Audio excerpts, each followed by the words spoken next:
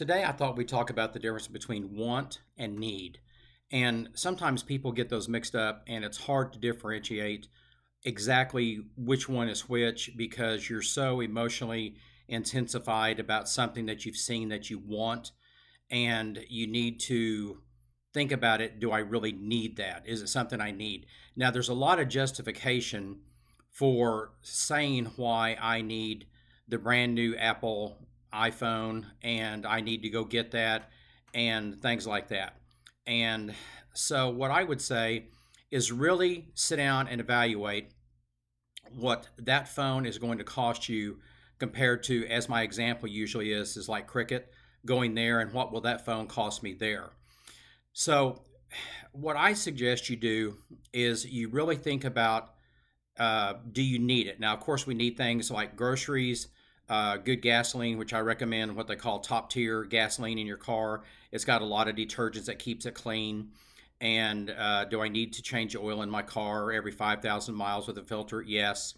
And, can I do it myself? Yes or no? That's your decision. But then you need to look at things like, simple things around the house. Do I need a $700 Dyson animal ball? Maybe. But could I do with maybe a $150 Shark, which I like? And that's what you have to look at is how much money you're going to spend on something and do you need it? And so do your research, find out, talk to people, and see what they do. Now, there are some things that you're going to want, and you should treat yourself. You've worked hard, and that's what you should do is buy things that you want. And over the years, I bought things. Water skiing was a big deal when I was younger. So I bought some skis and ropes, and then I got into photography and I bought some photography stuff. And I spent some money, but not a lot. And I upgraded a couple times. And then if you look at cameras today on that subject, and I know everybody uses their phone, but if you want to get a good picture, you might want to get a camera. And sometimes they want to sell you these thousand or $2,000 digital cameras, and you can buy. I've got a little Canon that is very very small. It's probably about that big and about that thick, and it's got a telephoto lens, and it does everything I need. I took pictures with it everywhere, and I was fine. And so you can do that. Evaluate what you need. Don't make a rushed decision because if you don't need it at the time, then don't do it. Now, on the opposite end of that is if you're shopping, and let's take the same thing, and I don't pick on anybody. Men buy things. The only difference between the men and the boys is the price of their toys, and you have to think about how much you're going to use it. So, like an example is one time I went to buy a new boat a long time ago, and I said I want the cheapest payment I can get, and so we found a boat for $12,000 a long time ago, and he said it'll cost you $200 a month for I think 10 years. I think it was, yeah, 10 years. And so the reason I started thinking about that is I thought, no, I said, no, wait a minute. That's $24,000 for a $12,000 boat. And he said, well, you want this boat at the cheapest price, and we have a 10-year loan. So I'd be paying $24,000 for a boat that sat there, during the winter, and you're writing a check for it, and or having it withdrawn, and you're watching it snow on it. So you need to be aware of those things. Now, I'm not saying use is a better idea, but you need to be aware of how much money you're going to spend on something and how much you're going to use it. Now, I knew one guy who was a boat fanatic, and he went from March through September or even into October. He loved the lake. That was his thing. So he had a boat and they enjoyed it. So, pardon me. So the thing about it is that you just need to think about it, and it depends on where you live in the country. Do you want to buy a motorcycle? And sometimes the motorcycle story is a guy had a Harley, sold it, and then he was going to get another one, and he and his wife had just had a baby. So she said, honey, I'm going to be real honest with you.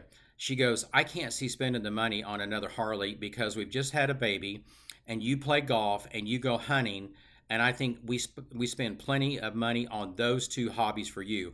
And she was right because he said, I totally agree. And so that's another thing you need to do is have a heart to heart with yourself or have a heart to heart with your partner and talk to them about how much you're going to use it, and is it going to be a thing you're going to use all the time, or is it going to be something you buy on a whim because you want it, and then there it sits and you're paying for it. Now, I'm a big believer in renting things, and so if you want to go to the lake and go water ski or like going snow skiing, I would rent everything. Boats are expensive to rent, but it's not like owning one, and they charge a lot because they handle it all year long when nobody wants them, so they've got to get their money up front. And do you want to pay the insurance? Do you want to sit out? Do you have a place to put it? Um, all kinds of things can happen to that. Snow skiing, I think, is a great thing to go do because you can rent skis, and I love snow skiing. You can rent skis and then turn them back in, and you have nothing invested. You can even rent clothes if you want to. And I've still got mine from a long time ago because I take them with me whenever it snows. I just throw them in the car in case I get stuck. So there's a lot of things you can look at. Purses are one. I knew of a story that a woman bought a $3,000 purse, and she'd always wanted one. And the way she did it is she kept it in the original box in her closet, and once a week she would get it out with gloves on, look at it, open it, and then put it back. Now, maybe it's an investment. I don't know. I don't know purses that well, but I can't see spending $3,000 on a purse for it to sit in your closet. The other thing is, my daughter used to like Dooney and Burke, and I like that brand. And I bought my wife some Dooney and Burks, a small one and a larger one, and they were on sale. So I maybe spent 2 or 250 on two purses for her, and she's got a great big red bag I bought somewhere for $50 at a local chain, let's say Macy's or whatever. And so that's what I do. Now, the advice I'm going to give is we all go to work and do our job, and we come home and we're buying food, gasoline, pay, and think about how many people you work for. You know, the utility company, cell phone, gas, insurance, especially like right now, the California Palisades fire has gone on out there, so that's going to be a detrimental thing. But what I would recommend is think about how many people you work for.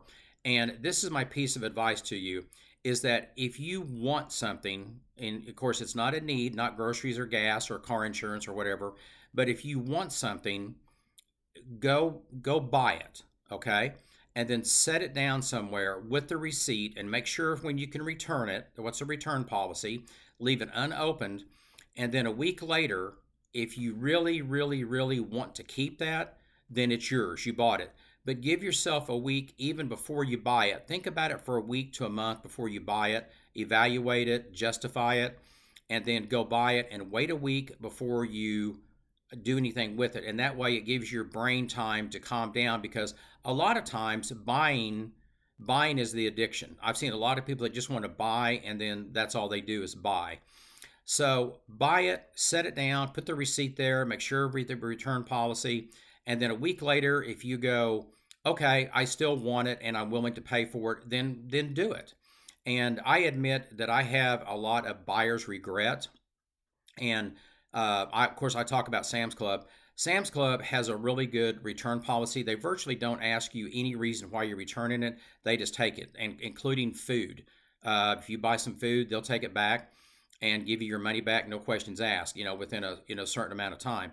I've had a lot of good luck with Sam's. I bought something one time like a pair of shorts, and they were $20.